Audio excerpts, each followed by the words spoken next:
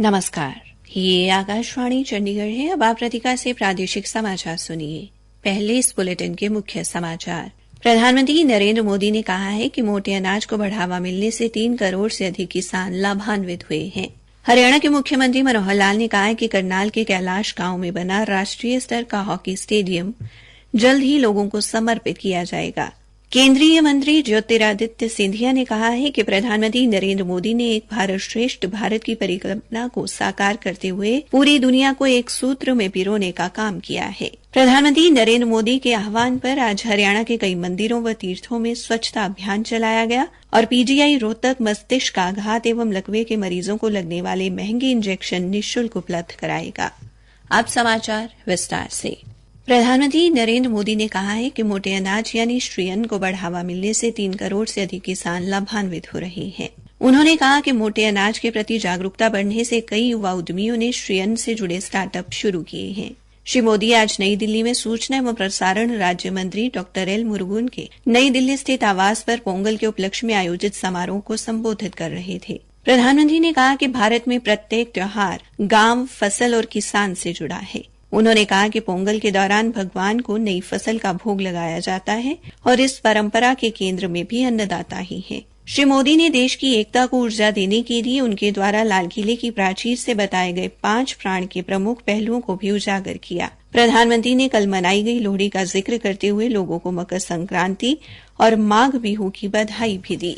हरियाणा के मुख्यमंत्री मनोहर लाल ने कहा है कि करनाल के कैलाश गांव में बना राष्ट्रीय स्तर का हॉकी स्टेडियम जल्द ही लोगों को समर्पित किया जाएगा। आज स्टेडियम का निरीक्षण करने के बाद मुख्यमंत्री ने कहा कि स्टेडियम का निर्माण लगभग पूरा हो चुका है और इसे लगभग 18 करोड़ 27 लाख रुपए की लागत से अंतर्राष्ट्रीय हॉकी संघ के मानकों के अनुसार बनाया गया है। स्टेडियम के बारे में विस्तृत जानकारी देते हुए करनाल के उपायुक्त अनीश यादव ने बताया कि लगभग 6.5 एकड़ भूमि में बने स्टेडियम का एस्ट्रोटर्फ विदेशी तकनीक से निर्मित है। उन्होंने बताया कि स्टेडियम में दिन रात किसी भी समय मैच आयोजित किए जा सकेंगे क्योंकि इसके लिए रोशनी का पर्याप्त प्रबंध किया गया है। उपायुक्त ने बताया कि 3 गैलरी वाले स्टेडियम में 600 दर्शकों के बैठने का प्रबंध किया गया है। केंद्रीय इस्पात एवं नागर विमानन मंत्री ज्योतिरादित्य सिंधिया ने आज पानीपत के ऐतिहासिक स्थल कालाअंब में आयोजित शौर्य दिवस में मुख्य अतिथि के तौर पर शिरकत की। शौर्य दिवस का आयोजन 1761 की पानीपत की लड़ाई में वीरगति को प्राप्त हुए मराठा योद्धाओं को श्रद्धांजलि देने के लिए किया गया। श्री सिंधिया ने कार्यक्रम का शुभारंभ दीप जलाकर और वीर शिवाजी महाराज एवं उनकी माता जीजाबाई के चित्र पर पुष्प अर्पित कर किया। इस अवसर पर केंद्रीय मंत्री ने कहा कि प्रधानमंत्री नरेंद्र मोदी ने विश्व पटल पर भारत को आर्थिक शक्ति के साथ साथ आध्यात्मिक शक्ति के तौर पर प्रस्तुत किया है, जिससे विश्व में भारत की साख बढ़ी है। उन्होंने कहा कि श्री मोदी ने एक भारत श्रेष्ठ भारत की परिकल्पना को साकार करते हुए पूरे देश को एक सूत्र में पिरोने का काम किया है।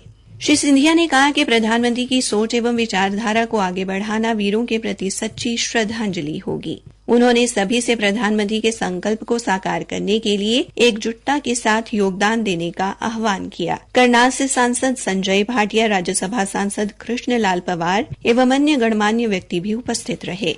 हरियाणा के मुख्यमंत्री मनोहर लाल ने आज करनाल में अधिवक्ताओं को कक्ष देने के लिए नए परिसर की आधारशिला रखी। इस मौके पर करनाल के जिला एवं सत्र न्यायाधीश चंद्रशेखर भी उपस्थित रहे। इस दौरान मुख्यमंत्री ने परिसर के निर्माण के लिए इस्तेमाल होने वाली निधि में अपनी तरफ से 31 लाख रुपए देने की घोषणा भी की। उन्होंने कहा कि अधिवक्ताओं के लिए नए कक्ष बनाने हेतु सरकार की ओर से परिवहन विभाग की 1 एकड़ जमीन दी गई है, जिसमें 260 अधिवक्ता कक्ष बनेंगे। इस अवसर पर मुख्यमंत्री ने बार एसोसिएशन परिसर के लंबित बिजली बिल को लेकर जल्द से जल्द कोई समाधान निकालने का आश्वासन भी दिया। उन्होंने सभी को मकर संक्रांति की बधाई भी दी और इसको अंधकार से प्रकाश की ओर ले जाने वाला दिन बताते हुए सभी के रोशन जीवन की कामना की। प्रादेशिक समाचार आकाशवाणी चंडीगढ़ से प्रसारित किए जा रहे हैं। प्रधानमंत्री नरेंद्र मोदी के आह्वान पर आज हरियाणा के कई मंदिरों व तीर्थों में स्वच्छता अभियान चलाया गया। करनाल के नीलोखेड़ी स्थित गुरु रविदास मंदिर में स्वच्छ भारत मिशन हरियाणा के उपाध्यक्ष सुभाष चंद्र के नेतृत्व में साफ सफाई की गई। उन्होंने कहा कि 22 जनवरी को अयोध्या में रामलला की प्राण प्रतिष्ठा से पहले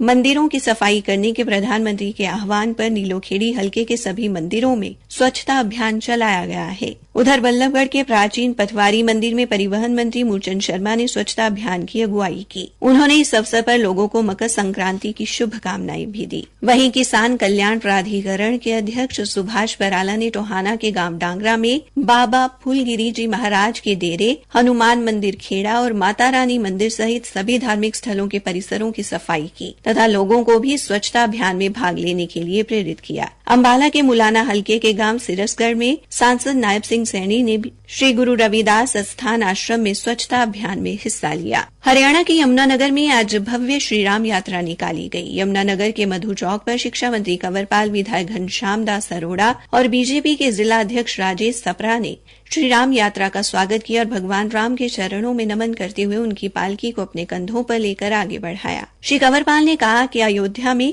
श्री राम मंदिर का निर्माण पूरा होना लगभग 500 वर्षों के तप को परिणति है। पीजीआई रोहतक आपातकालीन विभाग में आने वाले मस्तिष्क आघात एवं लकवे के मरीजों को लगने वाले महंगे इंजेक्शन निःशुल्क उपलब्ध कराएगा। संस्थान के तंत्रिका विज्ञान विभाग की अध्यक्ष डॉ सुरेखा ने बताया कि मस्तिष्क आघात या लकवे के मरीज को आपातकालीन विभाग में पहुंचने पर 4 से 6 घंटे के भीतर टेनेक्टिप्लेस नामक इंजेक्शन लगाना होता है, जिसकी बाजार कीमत लगभग 35,000 रुपए है। उन्होंने कहा कि ये टीका निःशुल्क उपलब्ध होने से मरीजों को आर्थिक तौर पर बड़ी राहत मिलेगी। डॉ सुरेखा ने बताया कि मरीज की नस में अवरोध आने पर यह इंजेक्शन दिया जाएगा, जिससे वो धीरे धीरे ठीक होता चला जाएगा। हरियाणा में विकसित भारत संकल्प यात्रा के दौरान आज हथीन नगरपालिका क्षेत्र में आयोजित जनसंवाद कार्यक्रम में केंद्रीय ऊर्जा राज्य मंत्री कृष्ण पाल गुर्जर मुख्य अतिथि के तौर पर शामिल हुए और उज्ज्वला योजना के 4 लाभार्थियों को गैस सिलेंडर व चूल्हे भेंट किए।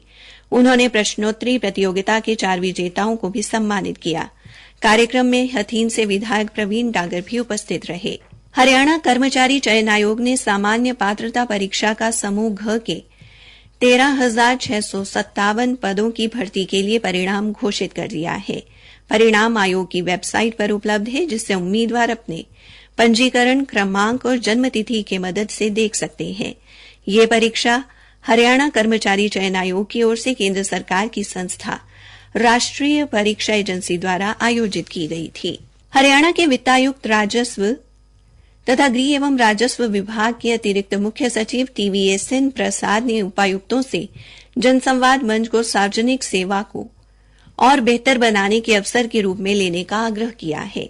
वीडियो कॉन्फ्रेंस के माध्यम से उपायुक्तों के साथ विभिन्न योजनाओं की प्रगति और मुद्दों की समीक्षा के दौरान जनसंवाद पर विस्तार से चर्चा करते हुए उन्होंने उपायुक्तों को विशेष रूप से जनसंवाद मंच पर उठाई गई शिकायतों की बारीकी से जांच करते हुए उनका समाधान सुनिश्चित करने के निर्देश दिए।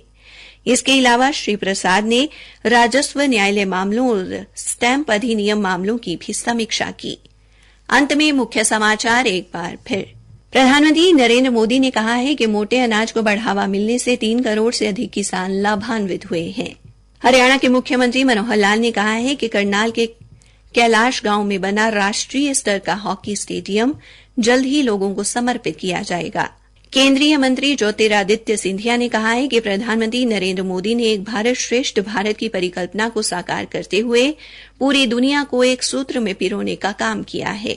इसी के साथ ये समाचार बुलेटिन समाप्त हुआ।